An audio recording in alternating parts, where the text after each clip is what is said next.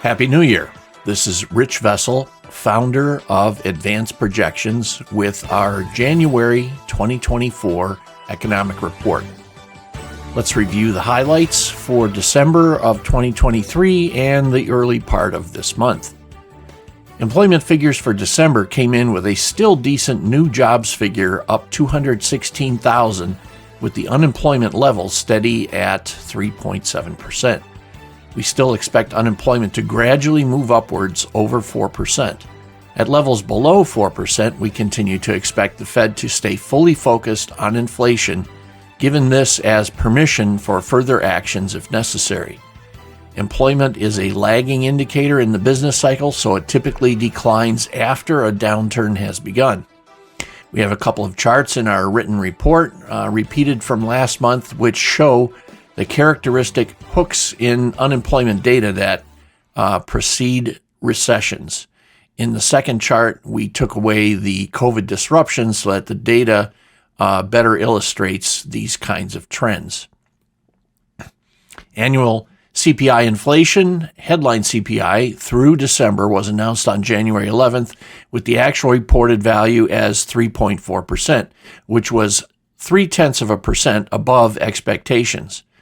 Additionally, the core CPI that leaves out volatile food and energy prices was still 3.9%, and sticky inflation less food and energy continued high in December as well at 4.58%, which is still about 2 times higher than what the Fed wants to see. As oil prices have moved down over the past few weeks, recently holding in the low $70 per barrel territory, it will likely be shaving a bit off the CPI headline inflation numbers in the months ahead. The Federal Reserve's Open Market Committee maintained their paused rate hike program after last increasing their Fed funds rate on July 26th. So this key interest rate remains at 5.25% to 5.5%.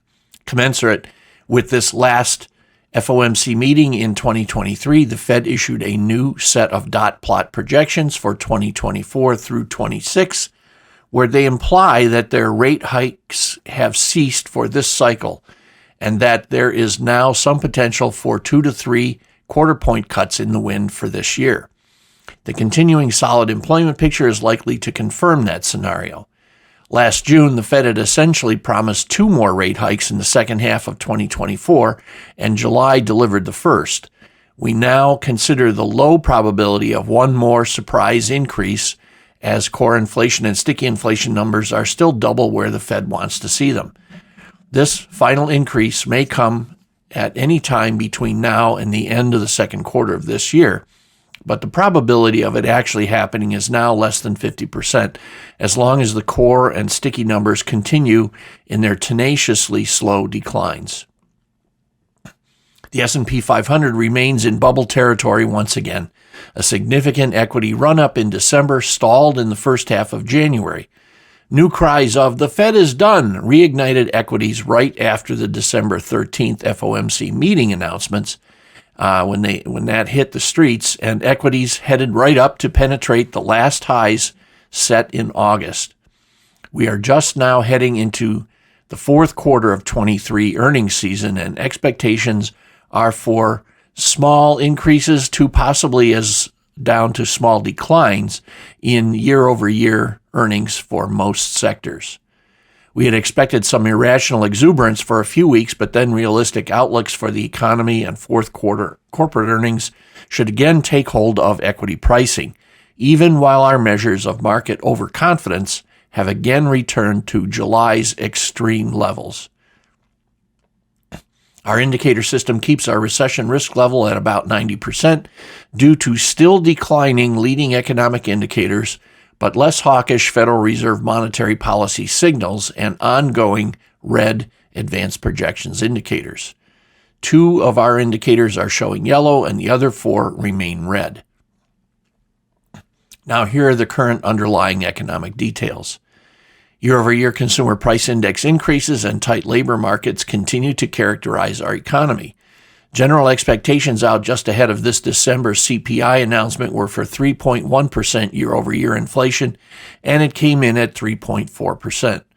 Back in July, the Federal Reserve completed the first of 2 rate increases promised for the second half of the year, as the underlying sticky inflation numbers were not coming down as rapidly as they wanted, and employment had not yet turned to a negative trend.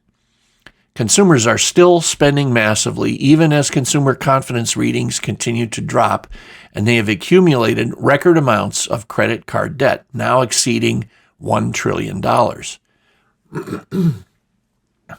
Bureau of Labor Statistics reports unemployment remains around 3.7%, with new job gains in December of 216,000. We had expected those gains earlier this year, but now there are the first glimpses of a small employment slowdown, which began back in August.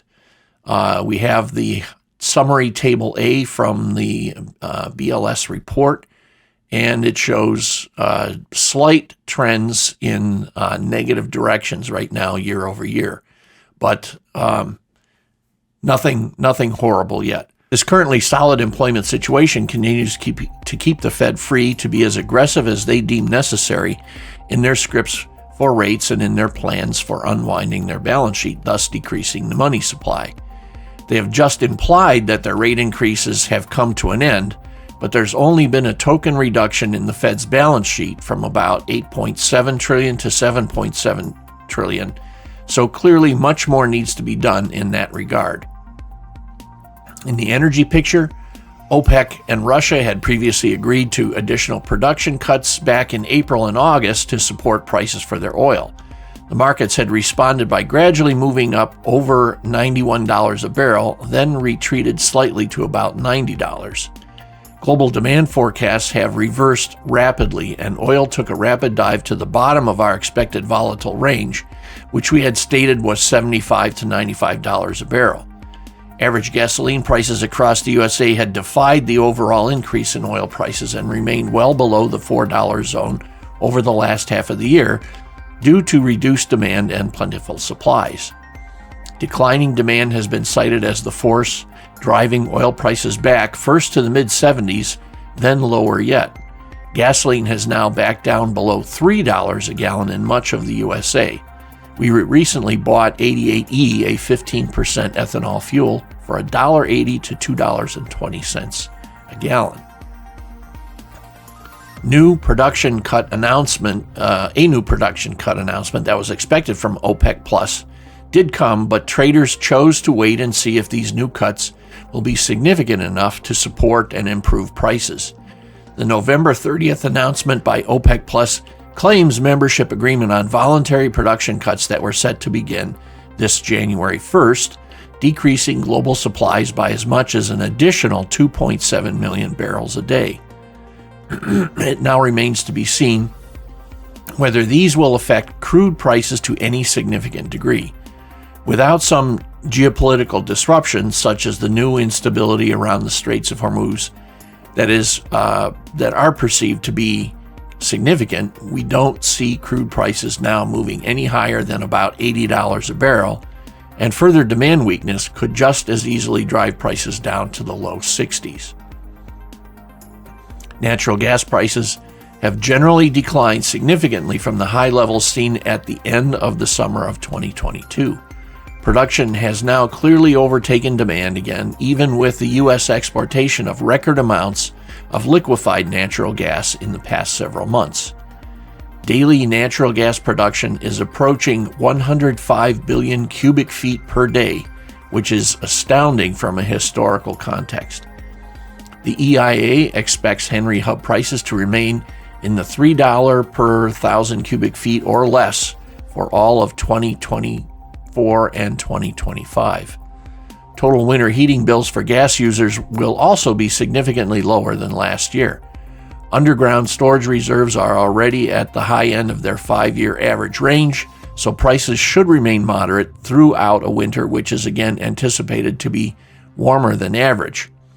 2 winter storms which recently swept across the country may cause temporary spikes in regional prices, but those should settle back by the time March rolls around. For our complete monthly macroeconomic report, including current recession indicators and recession probabilities, You can get free member access via the link in the description below. Be sure to like this video and subscribe to our channel for pertinent economic updates. Thank you. Feel free to leave any questions you may have in the comments below.